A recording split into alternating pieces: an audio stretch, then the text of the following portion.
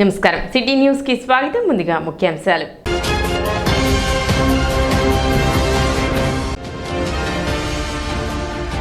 శుక్రవారం జరిగే అమరావతి పునర్నిర్మాణ సభను జయప్రదం చేయాలి. మంత్రి రాంప్రసాద్ రెడ్డి పిలుపు.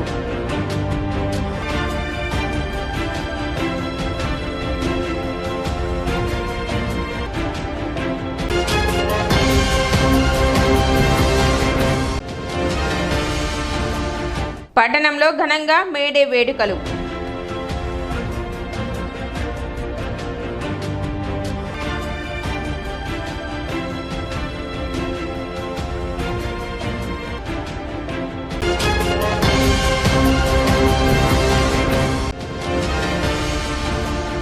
తెనాలిలో జరిగిన మేడే వేడుకలలో పాల్గొన్న ఎమ్మెల్సీ ఆలపాటి రాజేంద్ర ప్రసాద్.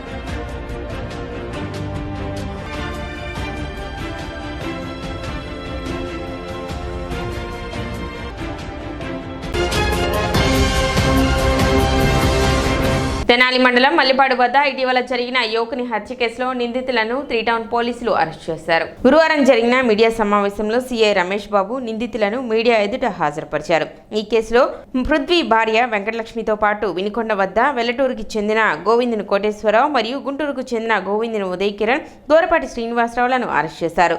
తెనాలి 8వ వార్డుకు చెందిన కార్పెంటర్ అంకమరావు కుమారుడైన పృథ్వీ వినుకొండ వద్ద వెల్లటూరుకు చెందిన వెంకటలక్ష్మిని ప్రేమించి పెళ్లి చేసుకోగా మృతుడు పృథ్వీరాజు వెంకటలక్ష్మి బెంగళూరు తాపి పనికి వెళ్ళగా అక్కడ నిందితుడు కోటేశ్వరరావుతో పరిచయం ఏర్పడగా ఈ క్రమంలో వెంకటలక్ష్మికి కోటేశ్వరరావుకు మధ్య వివాహేతర సంబంధం ఏర్పడిందని, ఈ విషయం తెలిసి మృతుడు పృథ్వీరాజుకు అతని భార్య వెంకటలక్ష్మికి మధ్య గొడవ జరిగింది. వెంకటలక్ష్మి ఊరు వెళ్లిపోయిందని, మరలా 3 నెలల తర్వాత తిరిగి వచ్చి తెనాలిలో భర్త పృథ్వీరాజుతో కలిసి జగడగుంటపాలెంలోని టిట్కో ఇళ్లలో నివాసం ఉంటున్నారని, అయితే వెంకటలక్ష్మి సహకారంతో ఈ నెల 27న ముద్దాయి కోటేశ్వరరావు మరో 2తో కలిసి తెనాలి వచ్చి మృతుడు పృథ్వీరాజును మల్లిపాడు శివారు ప్రాంతానికి తీసుకెళ్లి హత్య చేసి ముద్దాయిలు పారిపోయినట్లు సీఐ రమేష్ బాబు తెలిపారు. కన్స్ట్రక్షన్ వర్క్ నడుస్తూ ఉంటే దాంట్లో వర్కర్స్గా జాయిన్ అవుతారు. ఇతనేమో ఆ బేల్దారు పనిలో వాటర్ గొడ్డాలు హౌస్కి కన్స్ట్రక్షన్ జరిగిన దానికి అలా వర్కర్గా ఉంటాడు. ఈ అమ్మాయి అక్కడ ఉండే వర్కర్స్ అందరికీ అన్నాలు వండి పెట్టడం, దానికి కూడా అమౌంట్ తీసుకోవడం జరుగుతూ ఉంది. ఈ ఇద్దరు కలిసి కూడా ఉండడం జరుగుతుంది. దాని మీద ఈవిడికి ఫస్ట్ బర్త్ చనిపోయిన తర్వాత ఈ అబ్బాయి సెకండ్, ఇతను కూడా పిల్లలు పుట్టరు. కొంచెం చనువుగా అందరితో చనువుగా మాట్లాడడం చేస్తూ ఉంటుంది. ఆ కాంట్రాక్టర్ తోటి కొద్దిగా చనువుగా ఉంటుంది. ఫస్ట్ వై కోటేశ్వరరావు అనే కుర్రాడు, అతను వెల్లటూరుకు సంబంధించినవాడు, అంటే వినుకొండ దగ్గర బొల్లాపల్లి మండలం వెల్లటూరుకు సంబంధించినవాడు. ఈ కుర్రాడు కూడా అక్కడే వర్కర్గా కాంట్రాక్టర్ వర్కర్గా ఉంటాడు.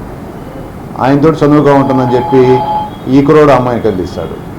ఈ కుర్రోడికి అమ్మాయికి కొద్దిగా క్లోజ్ రిలేషన్, ఎన్ని మెయింటైన్ చేయడం ఎన్ని చూసి భర్త అమ్మాయిని నువ్వు కరెక్ట్ కాదని చెప్పి అమ్మాయితో గొడవపడి వచ్చేస్తాడు.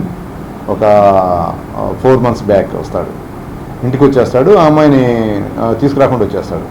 ఇక ఆ అమ్మాయి వాళ్ళందరికీ అన్నాలు వండి పెడతా ఉంటుంది కదా, ఆ అమ్మాయి అదే అదునుగా గ్రహించి ఈ వెంకటలక్ష్మి ఈ కోటేశ్వరరావు ఇద్దరు కలిసి ఆ బెంగళూరు నుంచి వినుకొండ అతని నేటివ్ ప్లేస్కి వెళ్ళిపోతారు. వాళ్ళ ఇంట్లో వాళ్ళ ఫాదర్కి నేను ఈ అమ్మాయి మ్యారేజ్ చేసుకున్నాను, ఈ అమ్మాయి నాకు ఇష్టం అని చెప్పి అంటాడు. వీళ్ళిద్దరు కలిసి కూడా ఒక 2 నెలలు 3 నెలలు గడిచిన తర్వాత అతను ఈ అమ్మాయిని సక్రంగా చూసుకోకపోవడం, ప్లస్ ఇతను ఈ భర్త కన్నా స్థితిమంతుడు కాదు వాడు, ఆ కోటేశ్వరరావు అనేవాడు. అవన్నీ గ్రహించిన అమ్మాయి వాడిని వదిలేసి నేరుగా మళ్ళీ నాకు భర్త కావాలని చెప్పి తెనాల్లోకి వచ్చేస్తాయి. ఇక ఆ అమ్మాయి ఏం చెప్తుంటే, నన్ను నువ్వు వదిలేసి వచ్చేసావు, నేను వినుకొండలో మా అమ్మమ్మ వాళ్ళ ఇంటికి వెళ్ళినాను, గోకనకొండలో పోయినానని చెప్పి వీళ్ళకి మాయమాట చెప్తుంది. తీరా చూస్తే కోటేశ్వరరావు అమ్మాయి ఇద్దరు సహజీవనం చేస్తారు 2 నెలలు. ఆ తర్వాత మళ్ళీ ఇక్కడికి వస్తుంది. ఈ వచ్చిన క్రమంలో అక్కడ ఉన్న పరిస్థితిలో అతని యొక్క అన్న కొడుకు గుంటూరులో ఉంటాడు, ఉదయ్ కిరణ్ అని. ఆ ఉదయ్ కిరణ్కి ఫ్రెండు ఆటో తోలెక్కురాడు. వీళ్ళిద్దరికి అతను ఫోన్లో మాట్లాడతాడు. అరే ఇట్లా నాకు ప్రాబ్లం ఉంది, నాకు ఒక అమ్మాయిని లవ్ చేశాను, కొద్దిగా నా సమస్యలు ఉన్నాయి, అమ్మాయి అంటే అతని భర్త వదలలేదు, ఇబ్బందులు ఉన్నాయని చెప్తాడు.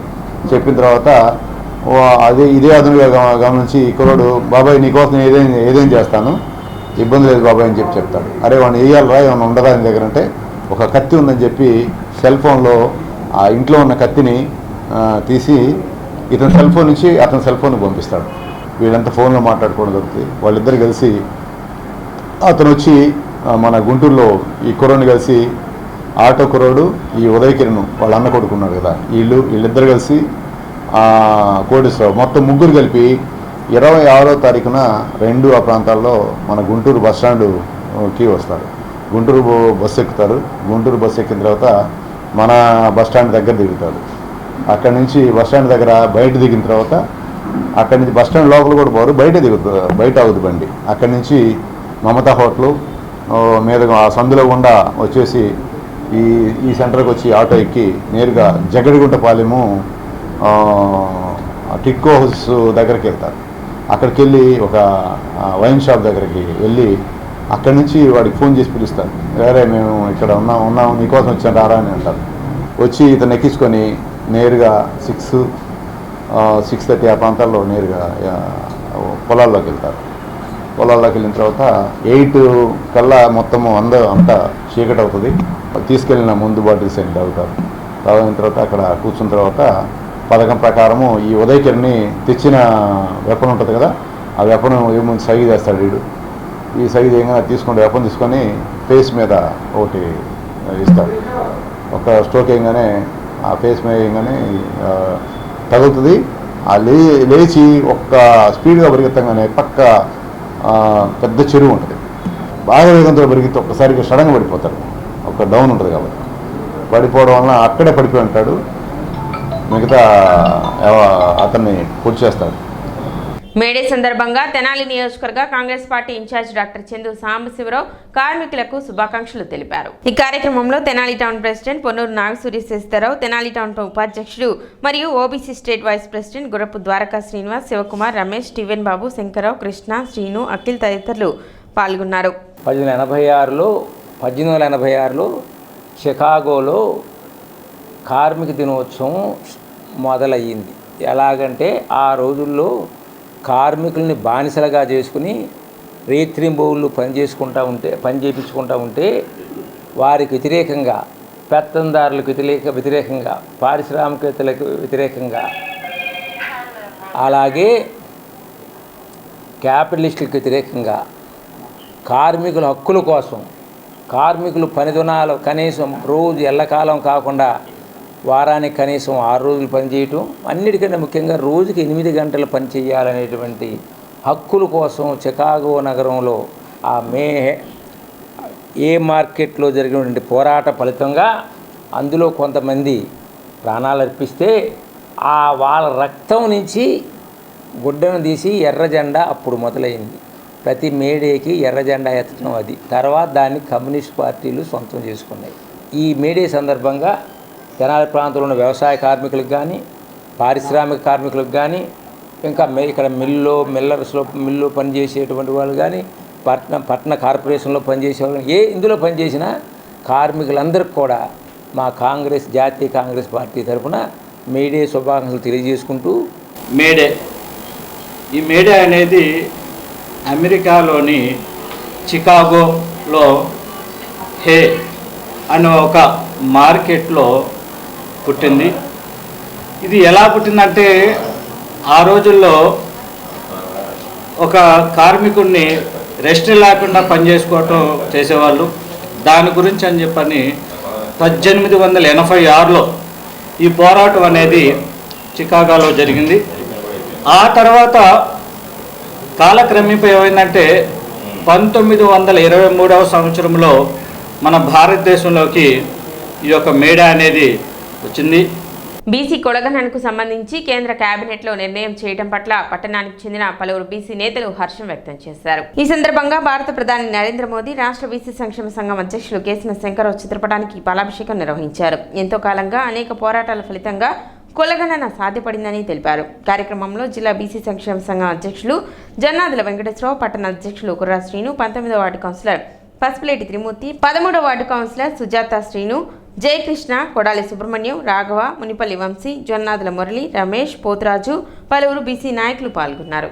ఈ యొక్క కులగణన చేయాలి అంటే దాదాపు మన రాష్ట్ర చరిత్రలో 15 సంవత్సరాల నుంచి రాష్ట్ర అధ్యక్షుడు బీసీ సంక్షేమ సంఘం అధ్యక్షుడు కేశవ శంకర్రావు గారి నాయకత్వంలో ప్రతి జిల్లాలోనూ దాదాపు 24 జిల్లాల్లోనూ అదేవిధంగా ప్రతి మండల కేంద్రంలోనూ ధర్నాలు చేసి నిరాహార దీక్షలు చేసి అదేవిధంగా రాష్ట్ర వ్యాప్తంగా అనేక ఉద్యమాల పోరాటాలు చేసిన సందర్భంగా ఇతర రాష్ట్రాల్లో కూడా ఈ బీసీ కులగణన జరగాలనే ఉద్దేశంతో దాదాపు 25 రాష్ట్రాల్లో ప్రజలందరూ కోరుకోవటం వలన అది ఆమోదించిన నరేంద్ర మోడీ గారికి శుభానందనలు తెలియజేస్తున్నాం.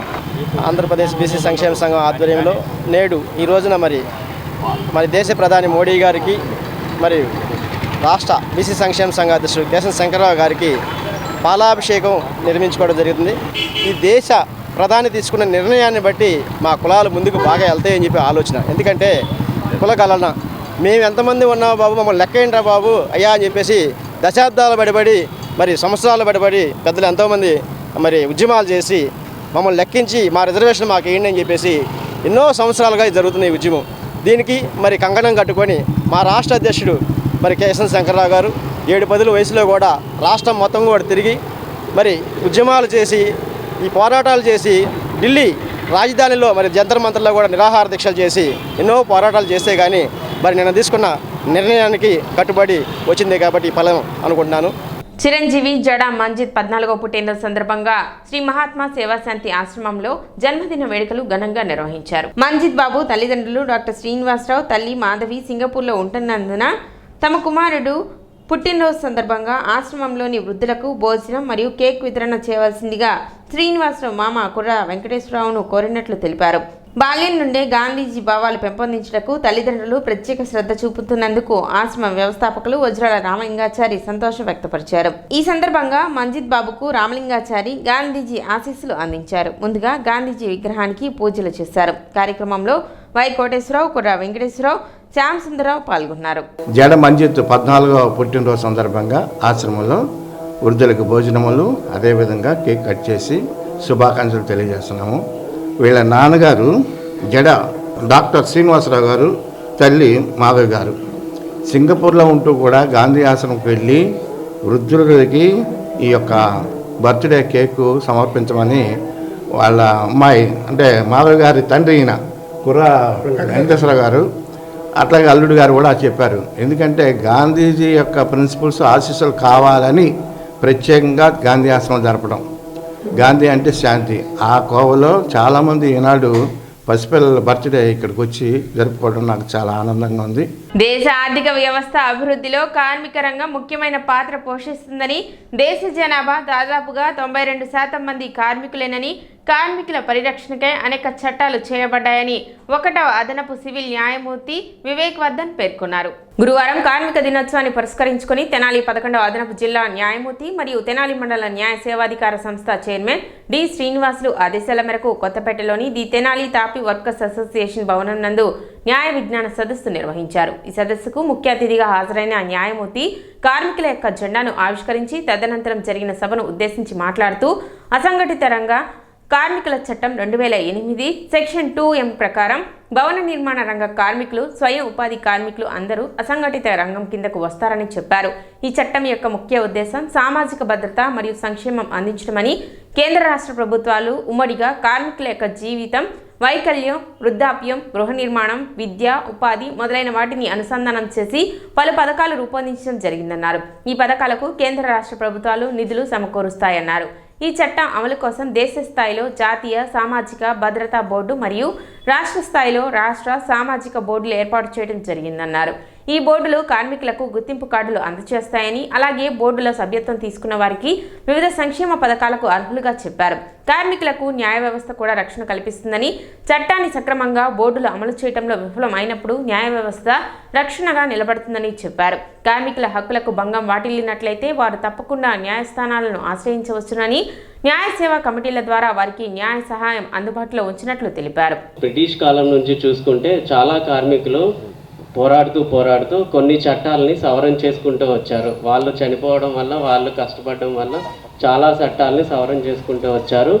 అందులో కొంతవరకు 3 ముఖ్యమైన సవరణలు ఏం చేశారు అంటే, ఒకప్పుడు కార్మికులు 8 గంటల కన్నా పైన పనిచేసేవాళ్ళు, కానీ ఇప్పుడు దాన్ని కుదించడం జరిగింది. అది 8 గంటల వరకు చేశారు. ఒకవేళ 8 గంటల కన్నా ఎక్కువ పని చేస్తే దానికి ఎక్కువ వేతనం, అంటే పనికి తగిన శ్రమను కల్పించడం, దానికి తగిన వేతనం ఇవ్వడం, తగిన వేజెస్ ఇవ్వడం, అది సృష్టించారు. అలాగే ఇంకొకటి స్త్రీలు అనేవాళ్ళు రాత్రిపూట పని చేయడం నిషేధం. ట్రేడ్ యూనియన్స్ యాక్ట్ మనం స్వాతంత్రం రాకముందే వచ్చింది, దాన్ని సవరణ చేసుకుంటూ వచ్చారు. ఒకవేళ దాన్ని రిజిస్ట్రేషన్ అనేది చేసుకుంటే మంచిది. అంటే ఒక 7 మంది, 1, 2, 3 కాకుండా ఒక 7 మంది కలిసి ఉండి మినిమం 7 మెంబర్స్ ఉంటే పేమెంట్ ఆఫ్ వేజెస్ యాక్ట్, దాంతోపాటు మినిమం వేజెస్ యాక్ట్, ఈ 2 ఏంటంటే ఎవరికి ఎంత స్కిల్కి ఎంత వేజెస్ ఇవ్వాలి.